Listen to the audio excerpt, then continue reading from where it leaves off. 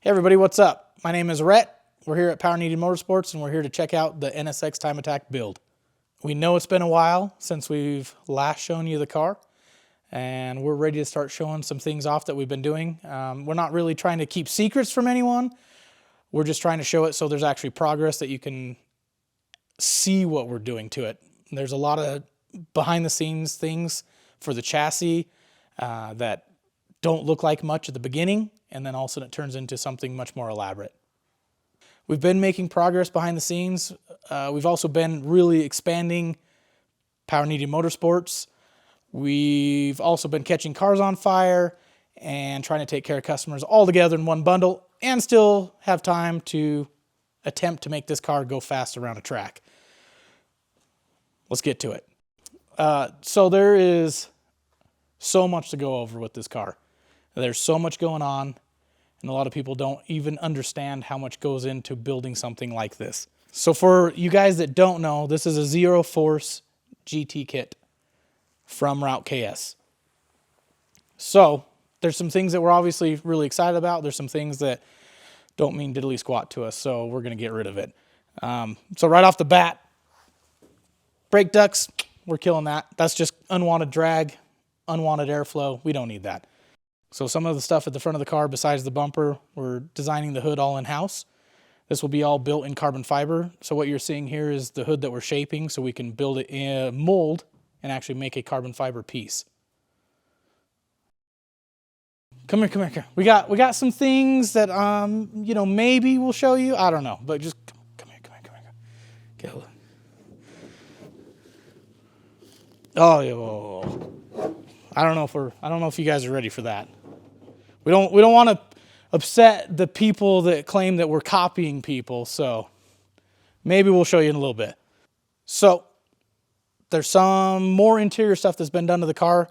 As you guys can imagine, or if you've ever sat in an NSX, there is not a ton of room once you start putting a cage in one of these. If you've ever been in a caged NSX, there is no room. So we're trying to do driver position, obviously for safety, but also positioning weight and making it more comfortable to put the high G-forces on the driver. Here's a pedal box. We're choosing this because we're trying to gain room. The factory pedals maybe could have done it, but this is going to end up easier for us. So if you take a peek on the interior, if you guys saw before, we did the custom floors. We did that purely because the original floors were just mangled prior. Just a mess. So we cut them out. We put really nice flat pans in there. And you guys can kind of see how this pedal box assembly will work in here. There's a floor, obviously, that will go right here to lift our feet and position you a little nicer on the pedals. And there'll be one for the passenger too. So, because this car, it might be an all-out time attack car, but what's the fun if you can't have a passenger to take some joy rides? So a lot of you guys ask, how do you put a steel cage in an aluminum car? That can be a little tricky, especially with these cars because they have such big frame rails. And again, we go back to not a lot of space. So to get the most space that we possibly can, to get everything triangulated as low to the floor as we possibly can, we literally cut this roof off. There's some old pictures on Instagram, and we'll maybe put some on the video. I don't know. That's up to Jason. But we literally cut the roof off so we could get the clearance, as tight as possible. And then as far as like putting it to the frame rails, you can't obviously weld steel to aluminum. So it's bonded, it's glued with chassis bond, and then it's bolted also for a secondary kind of reinforcement. So the back of the car, we plan on putting a lot of downforce, and that can be really challenging, trying to figure out how to make the chassis handle the kind of loads that we're going to put on it with the wing. Also, factory car was never built to do that.